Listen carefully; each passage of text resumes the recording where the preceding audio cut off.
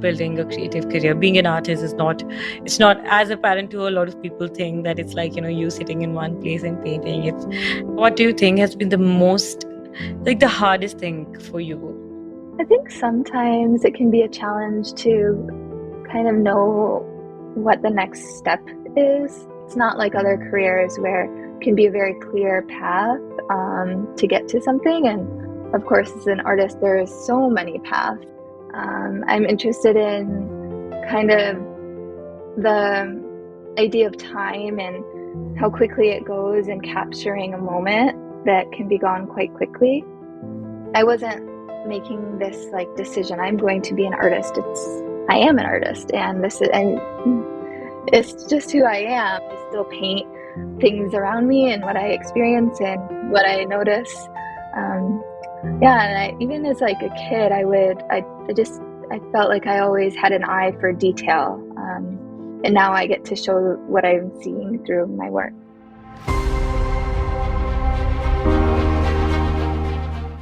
Welcome to the podcast. Thank you. Thank you for having me. I've been looking forward to chatting with you. Same here, same here. It's been a messy start for me, but I appreciate you waiting on me and, just being kind. Tell me, this is 9:30 at night. Okay, tell me something. Are you at the studio just because for the recording? I live here. So this is I live with my husband in a live work loft in Vancouver, Canada. So that's where I'm at. That's where I live. It's really awesome. I love a channel that I follow. I don't know if you know. I'm sure you must know about them. The Sorry Girls. I don't think I've heard of that. They're pretty popular. Oh, they're really, really popular on YouTube. So they are these DIY crafters, and they're a huge, huge. I think they are from Ontario, and they're based in, of course, Canada. And I started to see these loft kind of living. So we don't have such concepts in India, and I so loved it. It was so creative, and it was so interesting. Yeah, it's really perfect for us. So my husband's also an artist, and actually during Oh, COVID, wow. yeah, so it's great. So we live and work here, and it was actually, we've been here about 2 years now, but it was kind of during COVID where we were spending all of our time in our tiny studio at the time, where we were like, we need a different setup here. And the idea was to have a studio with a house in it versus a house with like a little studio. So, House is a studio in it. I get that. yeah. Did you have like a studio outside of your home anytime before this? No, it's always been in my home. It was usually just like a room in the home or once garage. Um, we looked into outside studios, but it's for me, I'm both of us really, we're working all the time, so it's more convenient to have it kind of in our home. And yeah. This is a question I keep because for me, in the past couple of years, I've tried a lot of permutation combination of, how a studio, like, in different stages of life. I used to have a home studio with a room, spare room. Then I moved it out, and right now I don't even know, like, and I completely understand, because when I got the studio where I'm right now, I thought of I said to my partner also that I want a home because I don't feel I have a home and a sense of home anywhere. So I need a home. But for me, my home is also my studio. There's no other place that I feel home at. So I definitely need a studio that accommodates me as a person and, like, has a home. And that's why this is a room in my own studio right now. And but I keep thinking about, like, what I want to hear other artists' thoughts also on, the advantages of having living in a in-house studio where you're living, or going to work to a different space. um have you always liked working within the studio, like at one place? What do you think are your pros and cons? What do you love the most? Oh, I'm sure there's pros and cons, and it probably just depends on your working style. Um, like for me though, I kind of just, I think it's just more convenient because I can get up and work right away and take a break and go do something else, and then I'm not spending any time traveling. It's also what I do most of my time, so it's just better to have it here, where I'm at in my home. So, And what about your boundaries and uh, life balance? You don't have any? oh, not right now. No, I spend most of my time kind of working, but life balance, I don't know. Yeah, I think if if that's, you know, a consideration, it could be a con. Um, yeah, I don't know. Because for me, I think I loved having a studio within the house. And I love having it where I live. But when I decided to move out, I decided that I wanted to have a studio outside of the home was also because I realized that for me, it takes a lot of push. Like, I really have to push myself to go out and meet people if I have to. And when I used to have a studio, I would literally not go out for days and literally days. I would be in my pajamas, just work and then here and there. And like, then at some point, and it would stretch so much on my mental health, because I would completely lose control in the sense of like I wouldn't have boundaries at all. And for me, I was all the time like I wasn't able to segregate myself and isolate myself too much that it didn't feel healthy. We're in the city, and so So, do you move out? Do you go? Do you step out as often? oh, well, I've got well, we have a dog, so we get out a few times a day to walk the dog, and we're in the city, so you know, so then yeah, we get out for that, and then actually, so I'm getting ready for an exhibition right now, and for this show, um, yeah, we did a serigraph. So we rented a outside studio, a printmaking studio that's a shared space. And that it was nice to have that, experience to work around other artists. And it was kind of nice to, see what everyone else is working on and be able to talk with other artists. But it's also nice to have, the solitude as well. So Your work in itself is, you know, these cityscapes and the high rise and the lights and, um, the whole city life that looks like. And are you like a city girl? Because from when I sense when I'm talking to you, you look like you feel like a very calm, composed, and that's pretty, like, the hustle bustle of a city. What has got you to make that kind of work when you feel, I don't know, I'm just assuming. Clear the air for me. Yeah. Well, I live in the city, so I live in Vancouver, and I kind of, I paint my surroundings, and um, this is where I'm at. So this is, where I'm getting some of my inspiration. I'm interested in kind of noticing the beauty in things that are often overlooked. So I look for that wherever I am. I'm interested in kind of the idea of time and how quickly it goes and capturing a moment that can be gone quite quickly.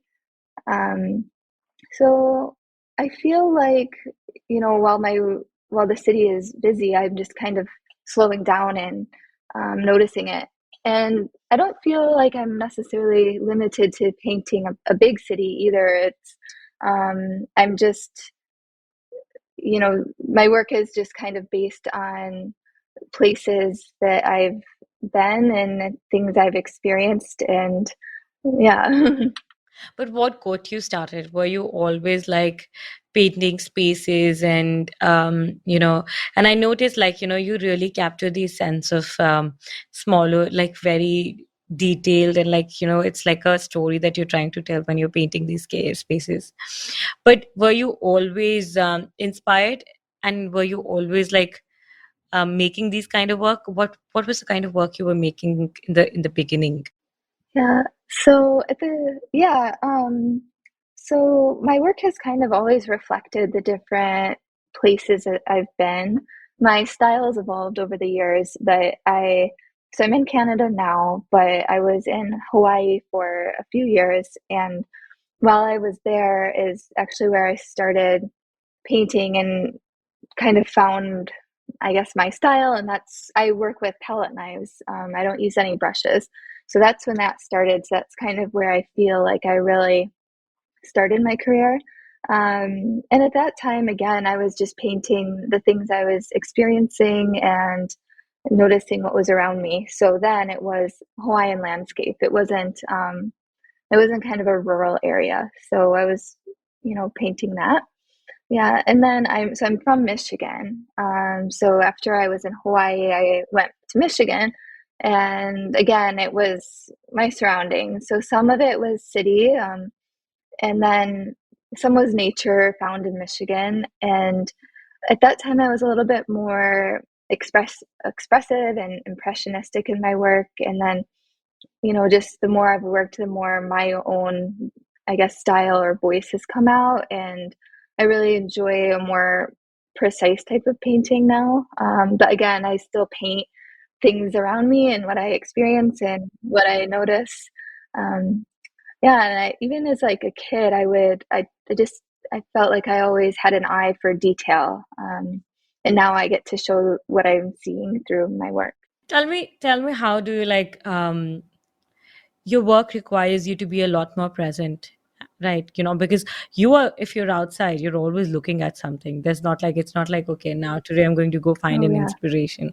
The moment you step outside, the moment you're looking out of your Yeah. window, the moment you are doing Mhm. anything, you are out there, and maybe there's an inspiration out here for you. What does your process look like when you're setting out? Like, do you have a particular way, or is it like everyday life? If so, then how do you capture that? Yeah, so that's a good question.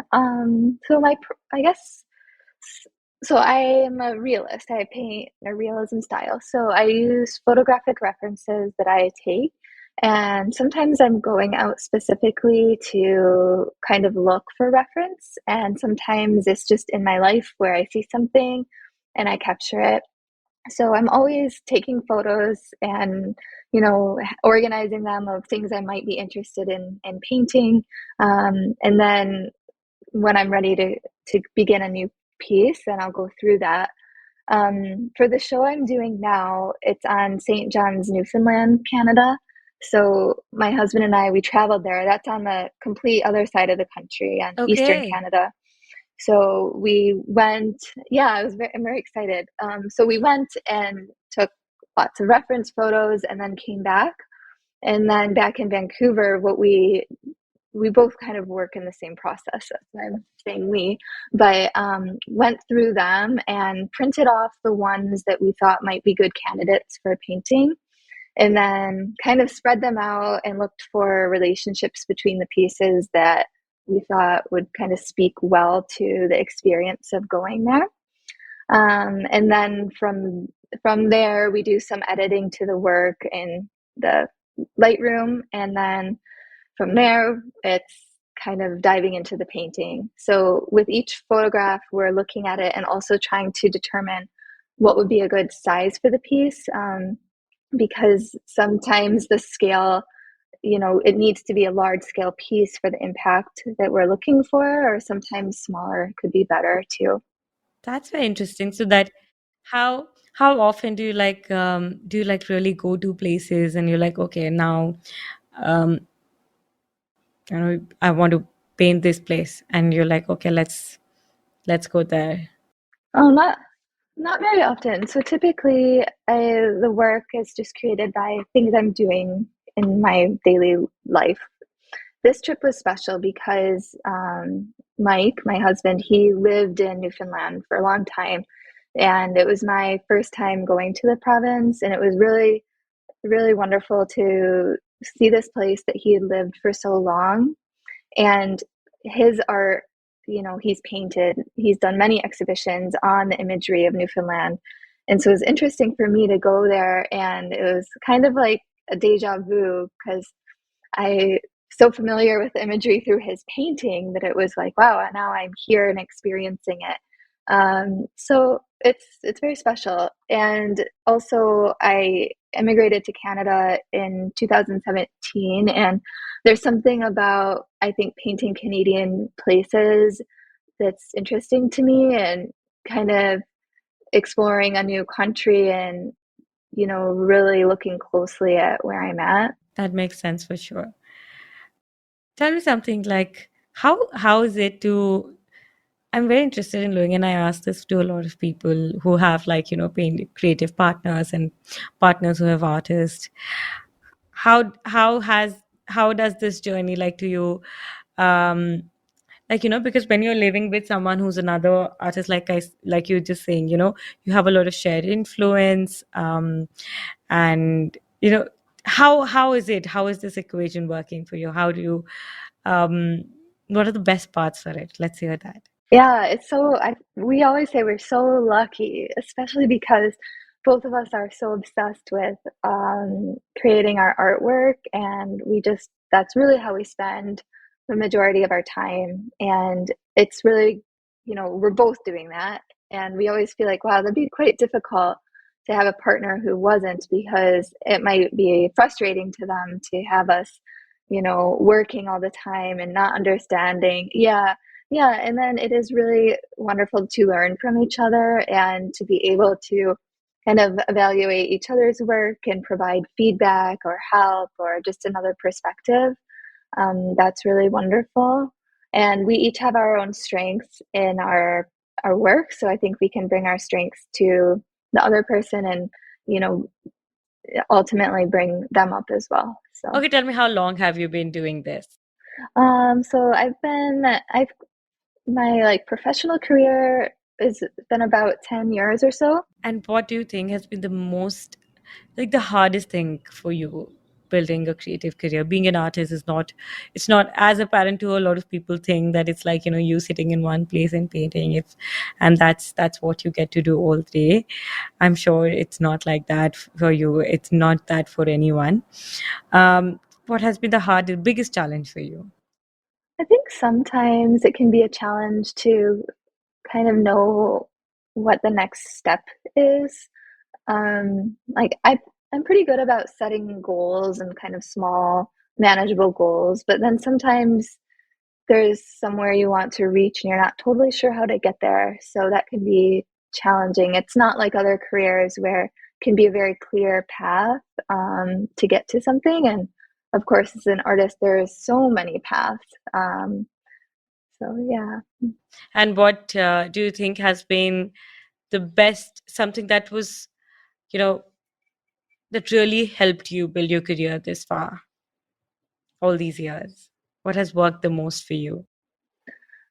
Oh, there's so many things. I'll just say maybe a few things that I've found helpful. One, like I said, it is helpful to kind of set your own goals for yourself, um, because it can be overwhelming. So if you can just kind of focus on what your personal goals are, then, at least you're building that roadmap for yourself. And then when it comes to actual painting practices, like some technical things that's helped me is spending some time, I guess, with some further self education in specific areas that I wanted to improve. Um, that's been really helpful. And reading about artists, listening to other artists, listening to things like this, going to see work. Yeah, there's so many things that all kind of contribute. It's hard to pick out something like, one thing.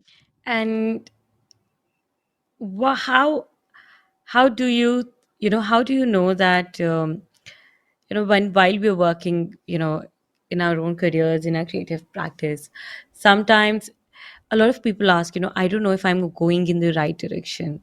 Did you have those questions? Did you feel like, okay, will this make sense? Okay, am I, a lot of times, specifically in the beginning, when you're only putting in the effort and it takes a long time for you to, like, for that to come out and make sense, for it to manifest into something. A lot of artists feel afraid, okay, I'm putting so much of time, money, energy. I don't know if this is going to work. If will I ever be able to, go where I want to be. Did you have those fears?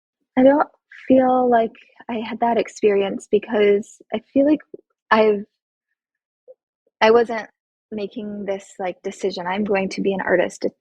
I am an artist, and this is and it's just who I am. It didn't happen. It just is who I am, and it's who I've always been.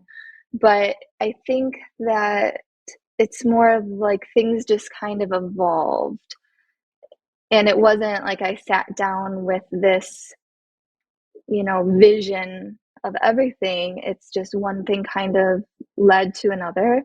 And I was really, really lucky at the beginning. An artist friend in Hawaii who worked with me with palette knives and kind of gave me some tips. It was very generous because not very, in my experience, many artists are very private. So to have that opportunity was really wonderful. And then back in Michigan, I think is known for having a really welcoming arts community. And I felt really, really welcome and supported from the beginning by, galleries and by artist groups. And I feel like it was a wonderful place to start my art career. And it was really, really lucky that I, just happened to kind of fall into these supportive groups during a time which I know can be hard for a lot of artists. And do you how has you said you moved to Canada 2 year like 2017, right? Um what was happening before that? How did moving to Canada shift your work, shaped it differently? What did it look like before, and how has it impacted you, let's say? I think it's hard to know if my move shifted it or it's just simply more years of working. Of course, the imagery itself changed because my surroundings have changed, so that's impacted that. But um, since coming to Canada, I have become much more patient in the painting process, and I spend a long time on each piece in the planning stages and the painting process itself. And through that patience, I've developed more of a realism and more of, an effect that I'm going for. In some of my earlier work, I was working much more quickly, so it was, a lot more impressionistic than it is now. Yeah. And which one do you resonate to more? Know what I'm doing now, of course. How long do you spend like averagely on a piece, and how is your process like while while you're working on a piece? Because it takes, like the one that I'm seeing in the background, it's a huge work, and the kind of detailing that you do, it's and I really can't um I really have to look at you, and while you're painting with those knives. But you spend a lot of time, I'm sure, on each piece. How long would that be? I do, yes. Of course, it varies on size and complexity, but I I think a month or so is typical for a painting, kind of on average. So it's many, many hours. It's hard to break it down exactly, but I mean, maybe I can paint up to maybe 20 pieces a year or so. And do you work on multiple in one? I don't like this one behind me. It's 60 high by 84 wide. So this one is going to take maybe two months. So, but no, I only work on one at a time, and I can't I just sometimes I want to start planning my next one towards the end, but I mentally just I can't shift my focus until the one I'm working on is complete. So I'm kind of all in. Thank you so much, Emily. This was so nice talking to you. Tell me something. What are you working on right now? Do you have any projects that you want to share with us? Um, and how where people can find you and support you. Yeah, so like I mentioned, my husband and I were working on a joint exhibition in St. John's at Christina Parker Gallery, and that will be in August of this year. And then we have another exhibition in Vancouver at the Ian Tan Gallery, and that's in November. And yeah, you can follow me on Instagram and have all that stuff, and my website as well. I will link all your links in our show notes. Yeah, thank you so much for the time, and I appreciate having the chance to talk with you. Thank you so much, Emily. Thank you so much for your time. Thank you.